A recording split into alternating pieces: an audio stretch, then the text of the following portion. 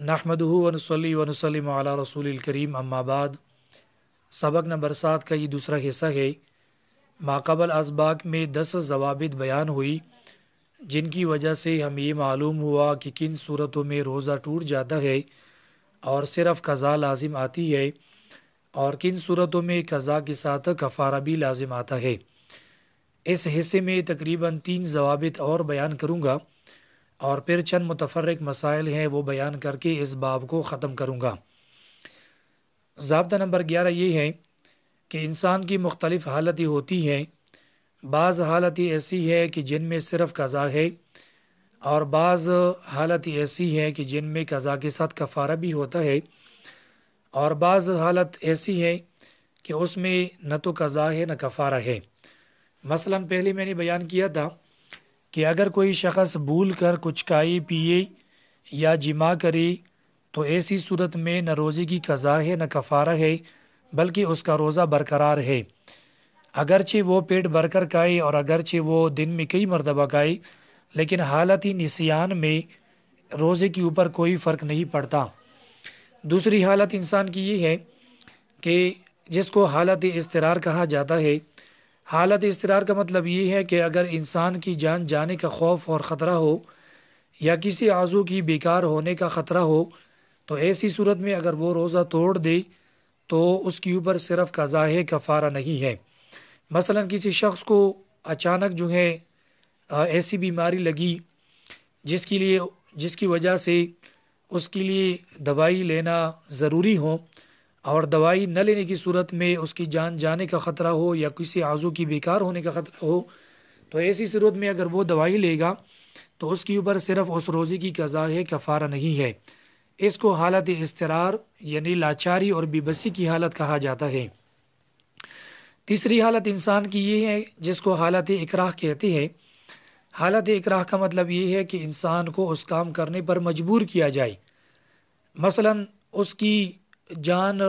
لینے کا اس کو دھمکی دی جائے، یا اس کی کسی عضو کو ختم کرنے اور بیکار کرنے کا اس کو دھمکی دی جائے، یا کسی بہت بڑے صدمے سے اس کو دوچار ہونا پڑے، تو ایسی صورت میں بھی اگر وہ روزہ توڑ دے تو صرف قضا ہے، کفارہ نہیں ہے۔ مثلا کسی نے مسلمان کی کن پٹی پر بندوق وغیرہ رکھ کر اسے کچھ کھلایا پلایا، تو ایسی صورت میں اس کا روزہ ٹوٹ جائے گا اور صرف قضا ہے، کفارہ نہیں ہے۔ اسی طرح شوہر نے اپنی بیوی سے یا کسی اور نے الیاذ باللہ کسی عورت سے زبردستی ہم بستری کی، اس کے ساتھ زنا کیا، تو ایسی صورت میں اس عورت کا روزہ ٹوٹ گیا، قضا ہے اور اس کے اوپر کفارہ نہیں ہے، کیونکہ یہ حالت اکراہ ہے۔ چوتھی حالت جو انسان کی ہے وہ حالت خطا ہے۔ خطا کا مطلب یہ ہے کہ انسان کا یہ ارادہ نہ ہو، کھانے پینے کا انسان کا ارادہ نہ ہو، بلکہ غلطی سے وہ چیز حلق سے نیچے اتر جائے یا اس کو اتار دے،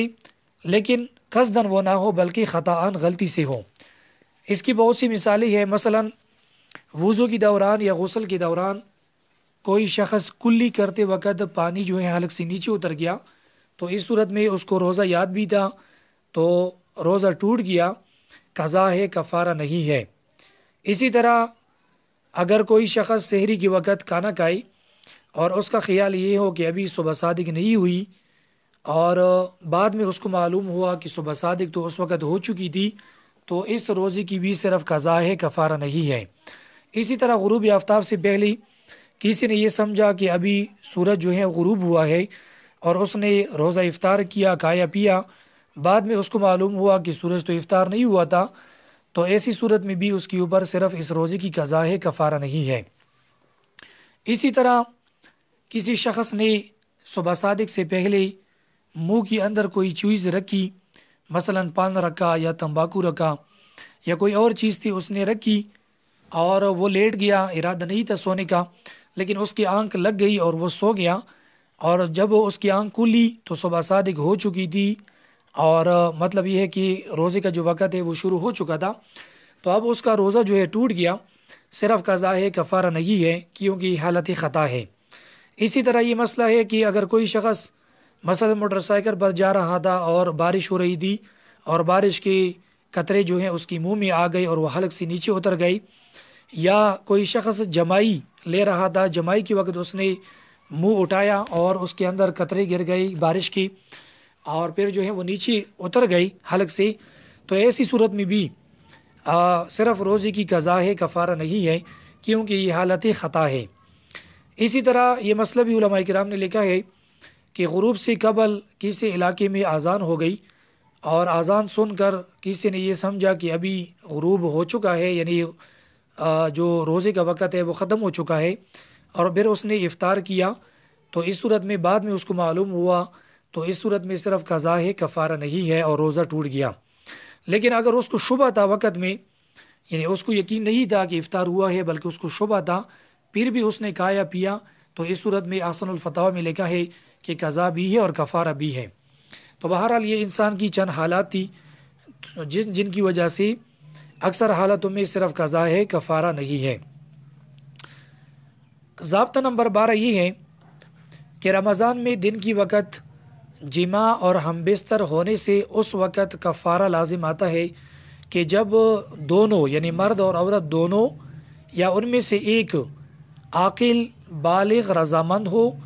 اور وہ قصدن اور عمدن اس ہم بستر یعنی جماع کو کرے۔ اب اس میں جو شرائط میں نے لگائی، پہلی شرط یہ لگائی کہ دونوں عاقل ہو۔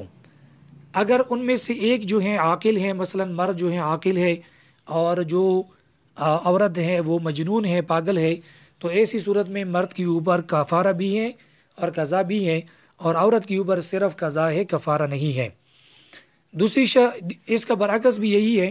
کہ مثلا عورت تو عاقل تھی اور جو مرد تھا وہ پاگل تھا، مجنون تھا، اس کے ساتھ اس نے جماع کیا، تو ایسی صورت میں عورت کے اوپر قضا بھی ہے، کفارہ بھی ہے، اور مرد کے اوپر صرف قضا ہے، کفارہ نہیں ہے۔ دوسری شرط لگائی کہ وہ بالغ ہوں۔ اگر دونوں بالغ ہیں تو دونوں کے اوپر کفارہ بھی ہے، قضا بھی ہے، اور اگر ایک بالغ ہے اور دوسرا نابالغ ہے تو ایسی صورت میں جو بالغ ہے اس کے اوپر کفارہ ہے، اور جو نابالغ ہے اس کے اوپر صرف قضا ہے، بلکہ اس کے اوپر قضا بھی نہیں ہے، کیونکہ پہلے ہم نے مسئلہ بیان کیا تھا کہ نابالغ اگر دن کے وقت روزہ توڑ دے تو اس کے اوپر قضا بھی نہیں ہے۔ تیسری شرط یہ لگائی کہ وہ رضامند ہو۔ اگر رضامند نہ ہو، مثلا کسی عورت سے زبردستی جماع کیا گیا، تو ایسی صورت میں عورت کے اوپر کفارہ نہیں ہے، صرف قضا ہے۔ البتہ جو مرد ہے اس کے اوپر قضا بھی ہے، کفارہ بھی ہے۔ اور اس طرح ایک شرط یہ لگائی کہ وہ اس کو قصدن عمدن کر لے۔ اگر قصدن نہ ہو، مثلا عورت بے ہوش تھی، اس کے ساتھ جماع کیا گیا، یا عورت سوئی ہوئی تھی اور اس کے ساتھ جماع کیا گیا، تو ایسی صورت میں عورت کا روزہ ٹوٹ گیا، صرف اس کے اوپر قضا ہے، کفارہ نہیں ہے۔ یہاں یہ مسئلہ بھی یاد رکھیں کہ جماع کے وقت فقط ذکر کا جو سپاری ہے اس کا داخل ہونا ہی کافی ہے، اس میں یعنی انزال کا ہونا، ڈسچارج کا ہونا ضروری نہیں ہے،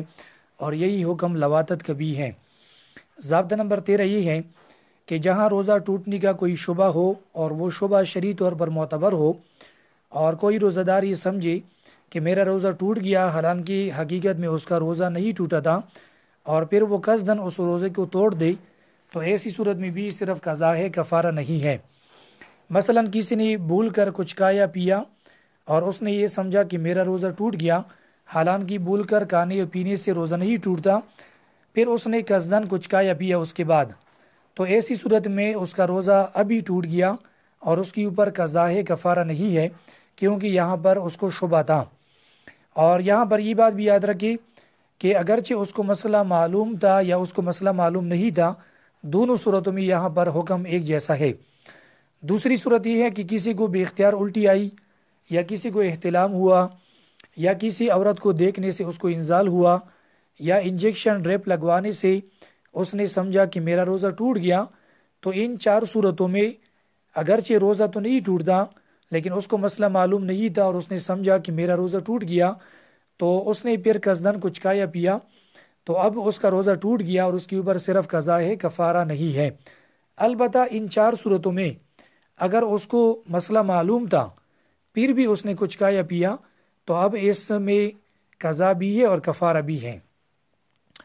اور جہاں پر شرعی کوئی شبہ نہ ہو، وہاں پر اگر کوئی آدمی سمجھے تو اس کے سمجھنے کے اعتبار نہیں کیا جائے گا۔ مثلا کسی نے سرما لگایا، یا کسی نے خون نکلوایا، یا کسی نے تیل لگایا، اور اس کے بعد اس نے سمجھا کہ اس سے میرا روزہ ٹوٹ گیا، تو اس صورت میں اگر وہ قصدن روزہ توڑے گا یعنی کچھ کھائے گا پیے گا تو اب اس کے اوپر قضا بھی ہے، کفارہ بھی ہے، کیونکہ یہاں پر شرعاً یہ جو یعنی شبہ ہے، یہ شبہ شرعاً معتبر نہیں ہے، اس لیے ان صورتوں میں قضا بھی ہے اور کفارہ بھی ہے۔ یہ تقریباً 3 قواعد تھے، ضوابط تھے جو میں نے بیان کیے۔ آگے بھی میرا ارادہ تھا کہ کچھ متفرق مسائل بھی بیان ہو جائے، لیکن بس اتنا کافی ہے۔ انشاءاللہ اگلے کلپ میں چند متفرق مسائل بیان ہوں گے۔ وآخر دعوانا الحمدللہ رب العالمین۔